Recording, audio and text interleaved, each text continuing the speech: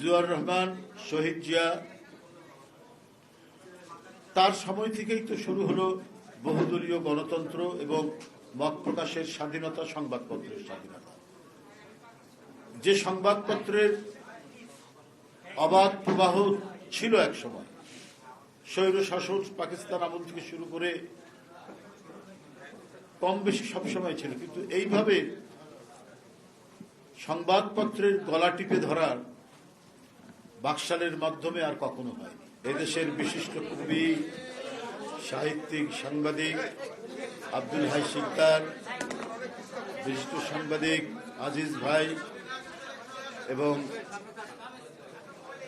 মঞ্চের সামনে বসে আছেন অনেক সিনিয়র সাংবাদিক, জ্যেষ্ঠ সাংবাদিক, বিশেষভাবে এদেশের খ্যাতিমান ছড়াকার আবু সালে ভাই, সবাইকে আন্তরিক, আবদাল ভাই রয়েছেন, সবাইকে আন্তরিক প্রীতি শুভেচ্ছা জানাচ্ছি।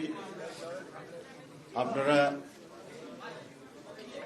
অত্যন্ত ভাব গম্ভীর পরিবেশে দেশনেত্রী বেগম খালেদা জিয়ার জন্য এই শোক সভার আয়োজন করেছেন। আমার আর কিছু বলার নেই, যা কথা বলার আপনারা বলেছেন এবং আপনাদের কাছ থেকে মনে হলো যে আমার শেখার আছে। আপনারা যে দৃষ্টিভঙ্গিতে দেশনেত্রী বেগম খালেদা জিয়াকে দেখেছেন এবং আপনাদের এই যে দেখা, সে দেখার উপর আপনারা যে কথাগুলো বললেন, এগুলো আসলে আমাদের পাথেয় হিসেবেই কাজে লাগবে বলে আমি মনে করি। নতুন এবং ফিরে আসা গ্রাহকদের জন্য নগদে চলছে ক্যাশব্যাক সহ প্রতিদিন হাজারো উপহার জেতার সুযোগ। হবে আশা আর ফেরা, সারপ্রাইজ সেরা। সংবাদপত্র জগৎ একটা বিশাল জগৎ, রাষ্ট্রের চতুর্থ স্তম্ভ, কত কি বলি, কিন্তু এটার সাথে নিবিড় সম্পর্ক যার, সেটা আদর্শিকভাবে এবং ব্যক্তিগতভাবেই তো সম্পর্ক থাকার কথা বেগম খালেদা জিয়া। কারণ তার স্বামী জিয়াউর রহমান, শহীদ জিয়া, তার সময় থেকেই তো শুরু হলো বহুদলীয় গণতন্ত্র এবং মত প্রকাশের স্বাধীনতা, সংবাদপত্রের স্বাধীনতা। যে সংবাদপত্রের অবাধ প্রবাহ ছিল এক সময়, স্বৈর শাসক পাকিস্তান আমল থেকে শুরু করে কম বেশি সবসময় ছিল, কিন্তু এইভাবে সংবাদপত্রের গলা টিপে ধরার বাকশালের মাধ্যমে আর কখনো হয়নি। যারা কোন রকম ছোটখাটো কাজ করে জীবন নির্বাহ করেছেন চাকরি চলে যাওয়ার পরে, কিন্তু জিয়াউর রহমানের কারণে আবারও এদেশের সংবাদপত্র শিল্প, সাংবাদিকতা, লেখনী এবং কথা বলার মুক্ত প্রবাহ তৈরি হল। সেটাকে এগিয়ে নিয়ে গিয়েছিলেন সামনের দিকে, সেটা বেগম খালেদা জিয়া। সুতরাং একটা অবিচ্ছেদ্য সম্পর্ক তো রয়েছেই বেগম খালেদা জিয়ার সাথে, সংবাদপত্রের সাথে জড়িত যারা রয়েছেন, সাংবাদিকরা যারা রয়েছেন, এবং উনারও যে একটা ভালোবাসা। আমার মনে আছে স্পষ্টভাবে, উনি যখন প্রথমবার জেল থেকে বেরোলেন 2008 সালে, এর প্রথমেই সাংবাদিকদের নিয়ে এখানেই প্রেস ক্লাবে একটা প্রোগ্রাম হয়েছিল এবং সেটা ওনাকে বেশি অনুরোধ করতে হয়নি, আপনাদের কথা শুনেই তিনি এখানে এসেছিলেন। সম্ভবত সে তখন রোজার মাস ছিল বা এরকম একটা ইফতারিতে উনি আসলেন আর কি। তা আমরা কাছে থেকে দেখেছি, মানে আপনারা যেভাবে দেখেছেন আমরা ওইভাবে না দেখি, কাছাকাছি থেকে দেখলেও মানে তার যে পরিধিটা, তার যে পরিসরটা এত বিশাল, এত ব্যাপক যে ছিল, এবং সেটা উনার মৃত্যুর পরে, ইন্তেকালের পরে যেভাবে মানুষের উচ্ছ্বাস আমরা দেখেছি, যেভাবে মানুষের যে মানে শোক আমরা দেখেছি, শোকের যে বহিঃপ্রকাশ আমরা দেখেছি, তো সেইটাতেই মনে হয়েছে যে সমাজের গভীরে তার অবদানগুলো এমনভাবে তিনি রেখে গেছেন, সেটা তার মৃত্যুর পরেই জানা গেছে। মানুষের যে ঢল সেদিন প্রত্যক্ষ করেছি। এটা এটা কিন্তু কোনো অর্গানাইজ করা না হয়নি। কেউ যে আমরা অর্গানাইজ করেছি যে সারা দেশব্যাপী আপনারা উঠে আসুন, এটা ধরুন একদিন দুই দিন সময় পেলে সেটা হতো। আমরা এটা দেখেছি ইয়ের পরে, কি বলে যে উনি মৃত্যুর পরের দিনই তো জানা যায়, তো ওই সুযোগ বা সময় ছিল না। এটা ছিল একেবারেই স্বতঃস্ফূর্ত, মানে বাড়ি ঘর থেকে, মানে সাধারণ কর্মকর্তা কর্মচারী, কেরানি, পানের দোকানদার, মানে সমাজে যারা বাস করে এদেশের জনগণ, তাদের নানা শ্রেণী পেশার মানুষ নিজের তাগিদে এসে সেখানে অংশগ্রহণ করছে। তার মানে যে তার যে অবদান প্রধানমন্ত্রী হিসাবে, রাজনীতিবিদ হিসাবে, তার সামগ্রিক ব্যক্তি জীবন বিশ্লেষণের মধ্যে বিশ্লেষণ করে এদেশের মানুষ যতটুকু দেখেছে, সেইখানে তাদের যে আবেগ তৈরি হয়েছে, সে আবেগ এবং শ্রদ্ধা দেখানোর জন্য ইতিহাসের একটি নজিরবিহীন জানাজা আমরা সেটি দেখেছি। অনেকে এখানেও বলেছেন যে ইমাম খোমেনির পরে এত বড় জানাজা আর কখনো হয় না। তো খোমেনির জানাজাও আমরা, আমাদের মনে আছে 89 বা 90 এরকম। তো তার চেয়ে তো আমার কাছে মনে হয় অনেক বিষয়, মানে ঢাকা শহরব্যাপী মানুষের যেন স্রোত বয়ে যাচ্ছে। এই ছিল মানে মানুষের যে একটা মানে ঢল, শোকাচ্ছন্ন মানুষ, তারা যে জানাজা পড়ার জন্য ফিরে আসছেন, এটা একান্তই মনের ভেতরের ভালোবাসা না থাকবে এটা সম্ভব হতো না। আপনারা অনেকেই বলেছেন এই যে মহিরুহ, একটা মানুষ মহিরুহ হয়ে ওঠে, মহিরুহ হয়ে উঠলে তার ছায়া পড়ে, এই ছায়াতে আশ্রয় পাওয়া, এটা তো মানে একটা বড় ধরনের একটা জিনিস।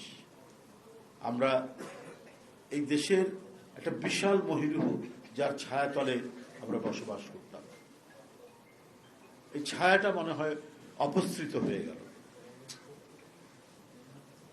একটা অভিভাবকত্বের যে ছায়া, অর্থাৎ একটা বাড়িতে যদি বাবা এবং মা বুড়ো হয়ে গেছে, হাঁটতে চলতে পারে, চেয়ারে বসে আছে, তারপরেও কিন্তু সাহস লাগে যে মা বেঁচে আছে বা বাপ বেঁচে আছে। বাইরের যত কাজকর্ম, এর মধ্যেও যে কোনো সংকট, যে কোনো মন খারাপের মধ্যে মনে হয় যে না, বাসায় ফিরে যায়, আমার মা তো বেঁচে আছে। এই যে ভরসাটা, এই ভরসাটা আর থাকলো না আমাদের কাছে, যে তার কাছে গিয়ে কমপক্ষে মনের কথাটা বলা যেত, তার কাছে গিয়ে একটা আশ্রয় পাওয়া যেত।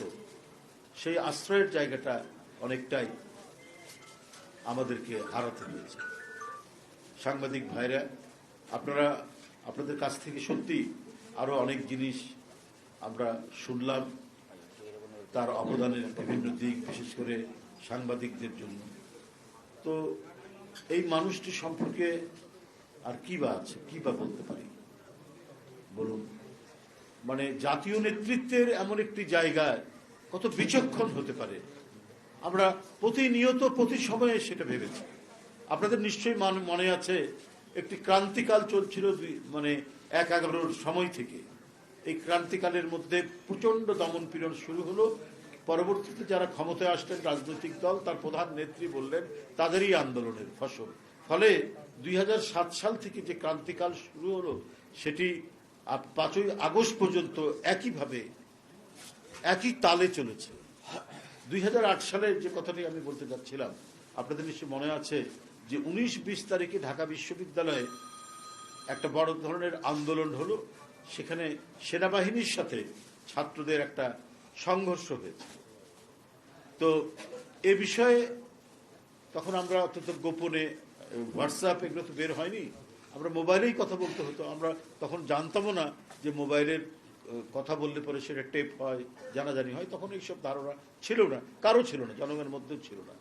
যত দিন গেছে, হাসিনার আমল যত পাকাপোক্ত হচ্ছে, ফ্যাসিবাদ যত তীব্র থেকে তীব্রতর হচ্ছে, আমাদের তত সাবধান হতে হয়েছে। এবং আমরা খোঁজ নিচ্ছি যে কোন মাধ্যমে কথা বললে টেলিফোনের কোন মাধ্যমে কথা বললে, কোন অ্যাপস ব্যবহার করলে সেটা নিরাপদ থাকবে, এটা আমাদের খোঁজ নিতে হয়েছে এই সময়টা। কিন্তু সেই সময় অতটা ইয়ে ছিল না আমাদের কাছে। তো আমরা টেলিফোনে ওনাকে বললাম, কারণ এর কয়েকদিন আগে শেখ হাসিনাকে অ্যারেস্ট করেছে। তো ওনার সাথে কথা হচ্ছিল যে ম্যাডাম স্টেটমেন্ট করা যায় কিনা। তো শেখ হাসিনা অ্যারেস্ট হয়েছে, দেখুন কতখানি ইয়ে করে দাও, আমার পক্ষ থেকে একটা স্টেটমেন্ট করে দাও। তারপর দেখলাম যে একটা স্টেটমেন্ট হলো তার মুক্তির জন্য। যাই হোক, আরো বিভিন্ন রাজনৈতিক দল তারা স্টেটমেন্ট করেছে, এর মধ্যে ম্যাডামেরও স্টেটমেন্ট গেল। তো এরপরে যখন বিশ্ববিদ্যালয়ের ছাত্রদের সাথে মানে এই সংঘর্ষটা শুরু হয়েছে, তিনি আমাদেরকে এটা নিয়ে খোঁজ খবর করতে বললেন, ইয়ে করতে বললেন। কিন্তু আমরা তো ওনাকে অনুরোধ করলাম, মানে আমি একটু ব্যক্তিত্বের পার্থক্য দেখার জন্য, এই মানে দেখানোর জন্য কথাটা বলছি যে ম্যাডাম এটা একটা আপনার ছাত্রদের পক্ষে আপনার একটা স্টেটমেন্ট করা যায় কিনা, একটা বিবৃতি দেওয়া যায় কিনা। তুমি আচ্ছা ঠিক আছে দেখি, আমি একটু চিন্তা করে নিই। অনেকদিন পর বুঝতে পেরেছি জাতীয় নেতৃত্বের যে অবস্থানটা, এবং সেখানে ওই যে অভিভাবকত্বের জায়গাটা, শেখ হাসিনার জন্য কিন্তু উনি বিবৃতি দিলেন মুক্তি চেয়ে, কিন্তু এইখানে উনি স্টেটমেন্ট দিলেন। কিন্তু তার কাছে ছাত্র এবং সেনাবাহিনী দুটাই তো সমান, দুটাই সন্তানের মতো। এই যে বিবেচনা বোধটা, এই বিবেচনা বোধটা যে কত তীব্র তার মধ্যে কাজ করত, সেটা অনেকদিন পরে বুঝেছি। একেই বলে জাতীয় নেতা। উপলব্ধি, সমাজের সমস্ত মানে কন্ট্রাডিকশন গুলোকে উপলব্ধি করা, বোঝা, এবং কোনটা কি করতে হবে এই বোঝার ক্ষমতাটা যার মধ্যে যত বেশি, তিনি তত সফল রাষ্ট্রনায়ক, তিনি সফল রাজনীতিবিদ, যেটা তার মধ্যে আমরা দেখেছি। আপনাদের মনে আছে যে একবার তার বাসা ঘেরাও করে পুলিশ উনাকে বের হতে দিচ্ছেন না আন্দোলনে, এটা সম্ভবত 2014 কিংবা 15 আন্দোলনে, 14 সালে। তো সেখানে উনি রাগ করে বলেছেন যে গোপালগঞ্জের নাম পাল্টে দিবেন। তো আমরা তখন অ্যারেস্ট হয়ে গেছি, জেলখানায় আছি। তো এই কথা যখন উনি বলেছেন, তো আমরা খুব খুশি যে ঠিক বলেছেন ম্যাডাম, ইয়ে বলেছেন।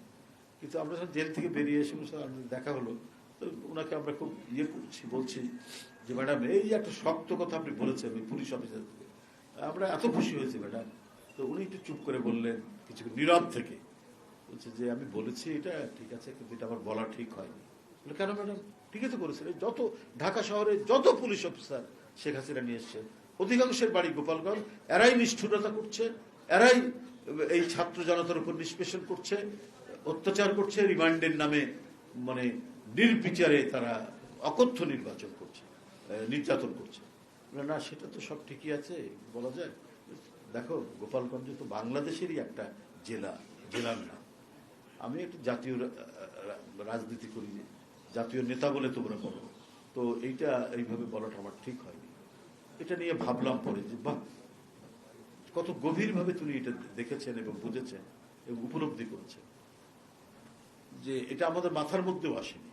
কারণ উনার কাছে যেমন রংপুর, উনার কাছে যেমন ফেনী, উনার কাছে যেমন বগুড়া, উনার কাছে যেমন সাতক্ষীরা, উনার কাছে যেমন চট্টগ্রাম, উনার কাছে তো গোপালগঞ্জও একটা জেলা। উনি যখন প্রধানমন্ত্রী, তো গোপালগঞ্জেরও তো উনি প্রধানমন্ত্রী। উনি যেমন ভুরুঙ্গামারির প্রধানমন্ত্রী, উনি তেমনি কাশিয়ানিরও তো প্রধানমন্ত্রী। আর এটারই মানে উনি এই যে অঞ্চলটি, এই যে সমগ্র বাংলাদেশের মধ্যে যত জনপদ আছে, সেই জনপদেরই তো উনি প্রধানমন্ত্রী। তো উনি যদি কোনো একটি জনপদকে একটু হেয় করেন, তো এটা তো উনি জাতীয় নেতা হিসাবে তো ঠিক হয় না। দেখেন কত বিবেচনা বোধ উপলব্ধি। উনি বলছেন যে এটা বলা আমার ঠিক হয়নি। এই যে নেতৃত্বের প্রতি একটা প্রগাঢ় ভালোবাসা, শ্রদ্ধা এমনি আসে না, অন্তর থেকে সেটা আসে। কারণ তার অভিজ্ঞতা, তার প্রাজ্ঞ অভিজ্ঞ বিবেচনা বোধ, এই বিবেচনা বোধই তাকে আজকে জাতীয় রাজনীতির এত উচ্চ অবস্থান দিয়েছে। দেখেন কত ধরনের কটূক্তি করা হয়েছে তার বিরুদ্ধে। তার রাজনীতির প্রধান প্রতিপক্ষ যিনি, শুধু কটূক্তি নয়, কুরুচিপূর্ণ কথা বলেছেন, অশ্লীল কথা বলেছেন তার, কিন্তু উত্তরটা উনি দিয়েছেন অত্যন্ত সৌজন্যবোধ সম্পন্ন, সুরুচি সম্পন্ন, অথবা বলেননি, নীরব থেকেছে। এবং এতেই সাধারণ মানুষের মধ্যে তার উচ্চতাকে আরো বেশি বাড়িয়ে তুলেছে। এবং যারা এই ধরনের অশ্রাব্য কথা বলেন, তারা যে ক্রমাগতভাবে নিচে নেমে যান, এটা আমাদের দেশের রাজনীতিবিদরা আমরা বুঝতে পারি না, আমরা সেটা উপলব্ধি করতে পারি না বলেই আমাদের রাজনীতিতে অনেক সময় অধঃপতন ঘটে। কিন্তু তিনি ঠিকই দেখুন, এত মানে সিরিজ অফ অসভ্য কথা পর্যন্ত বলা হচ্ছে, কিন্তু সেখানে তিনি বিচলিত হননি। তাকে উনি লন্ডনে গেলেন 2017 সালে, ওবায়দুল কাদের প্রতিদিনই বলতেন উনি আর আসবেন না, উনি ওখানেই থেকে যাবেন, উনি খুব ভালো যে মামলা তার চলছে এটা আর ফেস করতে উনি চান না, উনি বিদেশেই থেকে যাবেন। তো এই কথা তো ওবায়দুল কাদের প্রতিদিন বললেন, হঠাৎ আমরা শুনলাম যে উনি দেশে চলে আসছেন। উনি জানেন যে এই মামলার কি পরিণতি হতে পারে, উনার যে রাজনৈতিক প্রতিপক্ষ তিনি কত ক্রূর এবং নিষ্ঠুর হতে পারেন, তিনি কত ভয়াবহ হতে পারেন, কত প্রতিশোধ পরায়ণ হতে পারেন, এটার প্রত্যেকটা বিষয় তিনি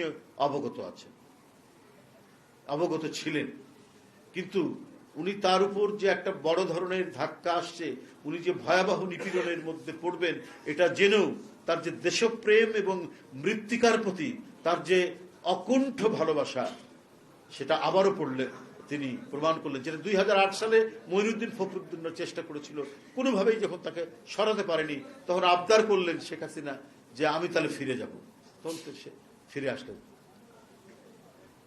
তো এইবারও অনেক চেষ্টা করে যখন পারেনি, তখন তাদের যে এজেন্ডা, সেই এজেন্ডা অনুযায়ী তাকে কারাগারে নেওয়া হলো এবং তাকে কোনো উন্নত চিকিৎসা দেওয়া হলো না। যখন তিনি ক্রমাগতভাবে অসুস্থ হয়ে পড়ছেন, যে ভদ্রমহিলা হেঁটে ইয়ের মধ্যে গেলেন, কি বলে, জেলখানার মধ্যে গেলেন, সেই ভদ্রমহিলা হুইল চেয়ারে করে ফিরে আসলেন। আমরা কিন্তু সন্দেহ প্রকাশ করেছি, জনগণও সন্দেহ প্রকাশ করেছে যে কারাগারের মধ্যে তাকে চিকিৎসা না দেওয়া বা সঠিক ডায়াগনোসিস করে চিকিৎসা না দেওয়া, এটা করছেন শেখ হাসিনা তার প্রশাসনকে কাজে লাগান। এখন কিন্তু আমরা নানাভাবেই এর আলামতগুলো পাচ্ছি। উনার যে অসুখগুলো, সে অসুখগুলোর যথাযথ যে চিকিৎসা দেওয়া দরকার সেই চিকিৎসাটা দেওয়া হয়, এবং তাকে যে তিলে তিলে মৃত্যুর দিকে ঠেলে দেওয়া হচ্ছে, এটা কিন্তু টের পাওয়া যাচ্ছে, সেটা তিনিও টের পাচ্ছেন। তার পরিবার বলেছে, দল তো বলেছে, পরিবার বলেছে, বিভিন্ন স্থান থেকে, এমনকি আমি জানি যে নানা দিক থেকে আরো অন্যান্য লোকরা বলেছে, দেশের গুণীজনরা পর্যন্ত বলেছে তার উন্নত চিকিৎসার জন্য, কিন্তু শোনা হয়নি, তিনি শোনেননি। কারণ এতেই প্রমাণিত হয় যে রাশিয়ার মতো কর্তৃত্ববাদী একটি দেশ, সেই দেশের অপোজিশন লিডার তাকে যখন অসুস্থতার কথা শুনলো, লোক দেখানো হোক, তারপরেও তাকে জার্মানিতে পাঠানো হোক। এই দৃষ্টান্তগুলো যখন ওনার চোখের সামনে, তৎকালীন প্রধানমন্ত্রীর চোখের সামনে যখন এগুলো উপস্থাপন করা হচ্ছে, তিনি জানছেন, তারপরেও বেগম খালেদা জিয়ার উন্নত চিকিৎসার জন্য কোনো ব্যবস্থা করলেন না। এমনকি দেশের মধ্যেও কোনো ভালো হাসপাতালে তিনি পাঠাতে চাইলেন না, পিজি হাসপাতালের মধ্যে তাকে রাখলেন। এবং সেখানেও অবাধে যে চিকিৎসকগুলো ভালো চিকিৎসক, উন্নত মানের চিকিৎসক, তাদেরকে সেখানে যেতে দেওয়া হয়নি। এবং ক্রমাগতভাবে আমাকে অনেক ডাক্তার বলেছেন যে উনার যারা ব্যক্তিগত ডাক্তার, তাদের পিছনে ডিজিএফআই লেগে থাকবে, তাদের পিছনে গোয়েন্দা সংস্থাগুলো ক্রমাগতভাবে বিরক্ত করত, রীতিমতো হুমকি দিত। এই পরিস্থিতির মধ্যে তিনি থেকেছেন। তো এই যে পরিস্থিতিগুলো তিনি অতিক্রম করেছেন, অন্য কোনো কারণেই নয়, অন্য কোনো অবস্থাতেই নয়, এই পরিস্থিতিগুলো করেছেন দেশের মানুষের জন্য, দেশের জন্য। এত বেশি আত্মসংযম তার মধ্যে ছিল, স্থৈর্য, ধৈর্য চরমভাবে তিনি আয়ত্ত করেছিলেন। তাই বড় বড় সংকটের মধ্যে, শোকের মধ্যেও তিনি নিজেকে অটল রাখতে পারতেন এবং ওই সংকটকে মোকাবেলা করার তিনি প্রত্যয় জেগে উঠতেন। আমরা মনে করি, আমি আবারও বলি যে তিনি যে দৃষ্টান্তগুলো রেখে গেছেন, তিনি যে পথগুলো বানিয়ে দিয়ে গেছেন, আমরা যদি সেই পথ অনুসরণ করে চলতে থাকি, তাহলে আমরা মনে হয় যে আরো সামনের দিকে আমরা এগিয়ে যেতে পারব। এবং তার যে বিবেচনা বোধ, তার যে চিন্তাধারা, এবং একজন রাজনীতিবিদ তার সঠিক সময়ে সঠিক সিদ্ধান্ত নেওয়ার যে ক্ষমতা, যেটা অসাধারণ ক্ষমতা ছিল দেশনেত্রী বেগম খালেদা জিয়ার মধ্যে। এবং সেই ক্ষমতা ছিল বলেই আজকে দেখুন, মানে বিশেষ করে তার যে দল, বাংলাদেশ জাতীয়তাবাদী দল, কত কি বলা হয়েছে, এই দল ক্ষমতায় না থাকলে টিকবে না, মানে প্রেসিডেন্ট জিয়াউর রহমানের সময়। তারপর উনি নেতৃত্ব আসলেন, এরপর তিনি 2 বার ক্ষমতায় আসলেন, যে সামরিক শাসকদের দল এরা কখনো টিকে না। কিন্তু সেই সামরিক শাসকদের দল টিকে না যারা অন্যায়ভাবে গণতান্ত্রিক শক্তির কাছ থেকে ক্ষমতা নিয়ে দেশ চালাতে চায়। কিন্তু জিয়াউর রহমান ছিলেন গণতন্ত্র ফেরত দেওয়ার লোক। একটা বাকশাল হয়েছিল, তারা তারা সেনাবাহিনীর লোক ছিল না, কিন্তু তারা ছিল এত বেশি নিষ্ঠুর প্রকৃতির গণতন্ত্রের বিরুদ্ধের শক্তি হয়ে উঠলেন, সেইখান থেকে প্রত্যাবর্তন করা আবার বহুদলীয় গণতন্ত্রের দিকে এবং বহু মত পথের রাজনীতির দিকে। তো সেই ধারাবাহিকতার দল তো হচ্ছে এই দলটি। সুতরাং একে নানাভাবে দমন করা এবং মাটির সাথে মিলিয়ে দেওয়ার প্রচেষ্টার পরেও এটা সম্ভব হয়নি, কারণ যে এর নেতৃত্ব দিয়েছিলেন অটলভাবে এবং খুব শক্তভাবে দেশনেত্রী বেগম খালেদা জিয়া, এবং তার সাথে কিছু নৈতিক বৈশিষ্ট্য তিনি অ্যাড করতে পেরেছিলেন। সেটি হলো যে রাজনীতিবিদ মানেই, বা রাজনীতি, ওই লোকটি রাজনীতি করে মানেই হচ্ছে যে এই লোকের, মানে এখন যেটা বলবে এই কথা, এই বলার সাথে পরবর্তীতে তার বলার কোনো সম্পর্ক নেই। এটাই মানুষ প্রতিষ্ঠিত হয়েছে মানুষের কাছে, মানুষ এটাই ভাবে।